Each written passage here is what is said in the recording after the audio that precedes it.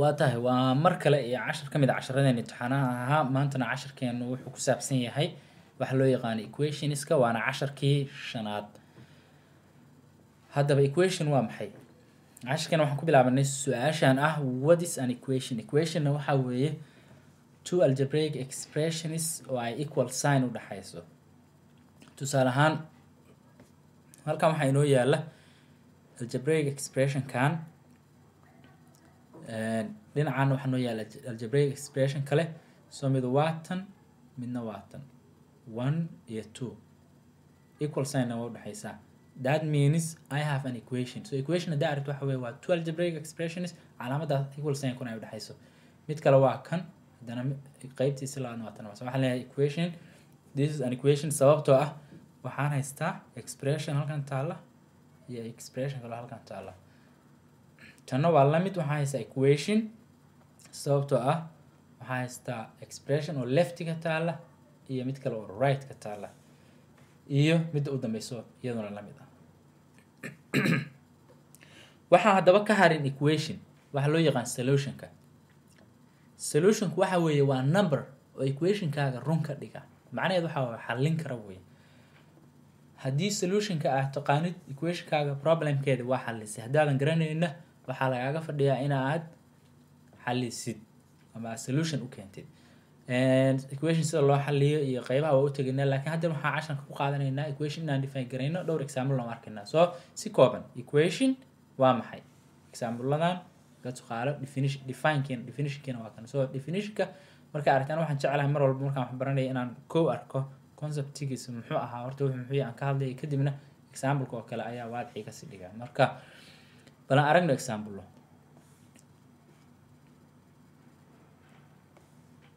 kow waxaan soo aragnay equation definitionkeeda iyo solution oo aan marnaba ka harin haddaba aan qaybtan ku aragna marka solutionskan oo aan waxaa leeyahay exampleskan aan aragno exampleskan insha allahu waa solve garaynaynaa kan ugu horeeya example 1 waxaa la yiri horta determine whether a given number is a solution of an equation numberka waa la isiiyey tusaalaha midka ugu horeeya marka la isiiyey waa 5 hadda aragtay waxaa u dhaxaysa calaamada waxaa u dhaxaysa semicolonka 2 7 ayaa la siiyey 3 oo kale 8 ayaa la siiyey 4 na waxaa la siiyey 4 afarta number ayaa la siiyey markaas waxaa la yiri waxaa fiirisaa inay numberkaas solution u yahay in kale midka ugu horeeya aan ka shaqeeyo marka so waxaa haystaa 6 x ka meesha maxaan ku bedelayaa 5 ayaan ku bedelayaa sababtoo ah numberka la siiyey baa macnaheedu wuxuu yahay number 5 kaas waa x-ta ilaa x ma aqaan moogtahay laakiin hadda aniga in solution keena la igama rabo waxaa leeyahay numberkaas ku tijaabi meesha solution ma noqon karaa mayo ha intaasaa la weydiiyey 6 waa 6 kaas times x kana waxaan ku bedelay 5 plus 16 iyo soo qaad is equal to maxaa dhinaca kale yaali 46 xasuusno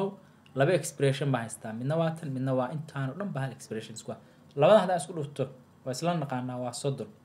macnaha 5 lagu dhuftay 6 baa 30 plus 16 kan maxay ila mid tahay 46 waxay ila mid tahay 46 run miya ha run weeye because labada dhinac haddaa fiirisid 46 waxay la mid tahay 46 soo run ma aha macnaha hadda 46 haysatid aan ku dhaw 46 waxay la mid tahay 46 waa run 46 shilin waxay la mid tahay 46 shilin 46 dollar waxay la mid tahay 46 guri waxay la mid tahay 46 guri so tick baan saaraynaa waa run that means numberkan la siiyey answerka muxuu noqonayaa su'aashan numberkan la siiyey shanta is a solution to this equation number 2 waxaa la siiyey 7 waxaa la yiri solution ma u tahay equation kan so equation kayga waa kana waxa waa 2 parenthesis y plus 1 is equal to 5 parenthesis y minus 2 7 ma u tahay meel kastoo aan y ku arko 7 baan ku bedelanayaa sababta su'aasha hore waxay dhahaysaa given numberka waa la siiyey marka so waxaan leeyahay 2 parenthesis 7 markaan y ma qoranayo because y waxaa la siiyey bedelkeedii oo ah 1 waxay la mid tahay 5 parenthesis e4 7 minus 2 qalinkayga caawa wuxuu ugu hayaa mudaaharaad. Okay, labadan isugu kay soo dir sax xasustid order of operations waa inaga hore usoo aragnay casharadii hore. Labadan isugu kay soo marka gudaha anoo parenthesiska ka shaqeyn meel kale ma aadayo. Labada hadaan isku soo diro waa 8. 8na laba hadaan ku dhufto waa 16 ma noqonaysaa laakiin step-ka aan iska muujino. Okay, numberka waa 8. Halkaana labadan ii kala go waxa ogahay 5. labadan hadaan kala gooyana 5 baa ii hartay. So isugu kay dhufo labadan waa 16. waxay la mid tahay labadan isku dhufo waa 25 run miya hadaan ku dhaho 16 25 la mid ma waa been macquul ma aha waa false statement waa sababtoo ah 16 ma la mid ah 15 sidaas darteed waxaan leenahay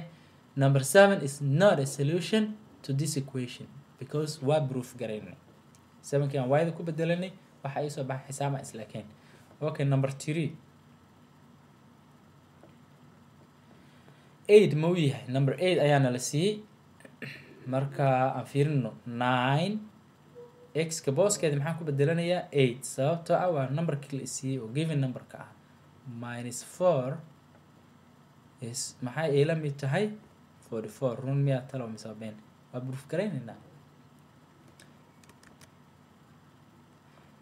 Okay, haddaan 7 iyo 8 isku dhufto okay aan u laabano miiskeeni calculation-ka waa 72 sababtoo ah 9 8 haddaa 10 ku dhufatay waa 80 hal 8 iska tuur marka 72 oo laga jaray 4 maxay ila mid tahay 44 adoo xitaa hore u sii socon ayaa waxa dhigi kartaa statement-kan soo socota waa been sababtoo ah 70 iyo marka intaan ka jaro 72 marka 4 ka jaro waxa ogaa inaan 68 haysto 68 iyo 44 isma leeka sidaa darteed waa waxba kama jiraan statement-gan waa been. That means maxaa weeye numberka 8 is not a solution to this equation. Su'aasha ugu dambaysa oo afraad aan ka shaqeysano su'aasha waxayna leedahay marka 4 baan la siiyay numberkeeni ah equation-keenina waa kan marka solution ma tahay bal aan aragna marka meeshii 4 ka z ama z taal waxaan ku bedeshay 4 waa tan 5 times z bay ahayd hadda waxay 5 times 4 minus 6 labadan isugu kay dar waa 7 so labo oo aan ku dhuftay 7 waxay ila mid tahay labada hadda isku dhuftay maxaa ogahay waa 20 oo laga gooyay 6 order of operation ku ilaalinayna branches wixii ku jira iyaga ugu horeey multiplication kan ku hormarayna subtraction kan ku dambaysiina marka isugu dhuf labadan waa 14 laba lagu dhuftay 7 waa 14 macnaha qaybta waa iska cad 26 ka goona waa 14 waa iskeenta xabadan tig weyn iyo saar marka soo hadda maxaa halka ku aragnay laba xabo oo number 1 iyo number 4 solution ay yeesheen number 2 iyo number 3 solution ma yeelna sababta aan numberradan la siiyay ayaan solution noqon karin. So example-kiina halkaas aan uga gudubnay qayb aad u baahan tahay inaad iska eegtid ayaan hadda fiirinaynaa waan equation ahayn haddaa aragtid qaybahan equation ma aha calaamadan greater than ayaa la dhahaa tan waxaa la dhahaa less than tan waxaa la dhahaa greater than or equal to tan waxaa la dhahaa less than or equal to equations ma aha qoladan waxaa la dhahaa inequality waa baran doonaa haddii lahayd ma aha iyasa ku gaadin haddii meelaha ku aragtid ugu dambeyntii homework ayaan ku siinayaa haddii ilaahay yiraahdo homework adiga ayaa la rabaa inaa kasoo shaqaysid markaa meel khaldan ayuu yaalaa halkaas iska leeyahay marka homework aan kasoo shaqeey haddii rabbi idmo haddii aad answerka ma ku siinayo ay kuusoo ay aad kugu adkaadaan waxaa samaysaa ama email noo soo dir haddii lahayd ma ama si commentiga nagu soo weydii waxaa iska eegtaa marka cashirka soo socda qayb ka mid ah usii google xaarayna fiiro gaar halkan is equal to equals is was will be is the same as is going to intaasna haddaa aragtid dhammaantood maxay la mid yihiin علامة equal to باللمديين حاسوسنو intaas oo equal to ayay inoo la mid yihiin casharkeen noo soo socda haddii la hadno waxaa uga hadli doonaa qaybo iyaguna isla equationkii oo lasii ballaariyay sida translating to equations haddii qaybtii hore aan soo aragno oo kale usii fiirsato oo dhahaysay translating to algebraic equations so qaybtan waxaa waye translating to equations warbixino caadiya lagu siinayo statements sida equation ugu bedelaysid iyo waxa loo yaqaan formula ama mathematical model oo labadaba aad iyo aad muhiim ah marka halkaas qaybahaas aan noo soo socda casharkeena maanta intaas uu ku egyahay haddii ilaahay yiraahdo waxaan rajeynayaa inaad ka faa'iidaysataan wixii dhibaato ah waa noo soo diri